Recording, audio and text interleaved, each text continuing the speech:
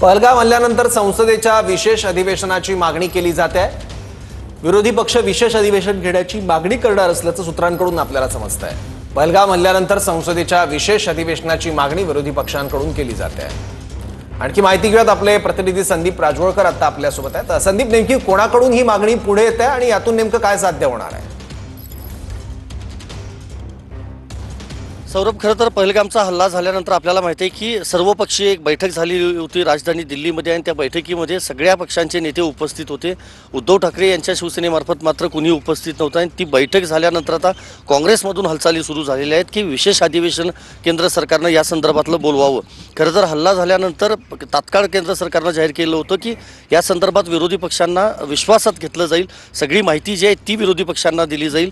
मात्र आता काँग्रेसकडून अशा हालचाली सुरू आहेत की एक आठवड्याचं किंवा एक 2-3 दिवसाचं संसदेचं विशेष अधिवेशन बोलवावं आणि या संदर्भात काँग्रेसकडून आता घटक पक्षांशी म्हणजे इतर जे छोटे विरोधी घटक पक्ष आहेत त्यांच्याशी संपर्क केला जाणार आहे। महाराष्ट्राचा विचार केला तर शरद पवार यांची राष्ट्रवादी काँग्रेस आणि उद्धव ठाकरे यांची शिवसेना यांच्याबरोबर देखील संपर्क केला जाऊ शकतो। तिकडे अखिलेश यादव, ममता बॅनर्जी, दक्षिणेकडे स्टॅलिन असतील, यांचे जे सगळे पक्ष आहेत त्यांच्या पक्षांशी काँग्रेसकडून संपर्क केला जाऊ शकतो आणि येत्या आठवड्यातच हे पत्र एक लिहिलं जाणार आहे केंद्र सरकारला अधिकृतपणे काँग्रेस पक्षाकडून की हे विशेष अधिवेशन बोलवावं।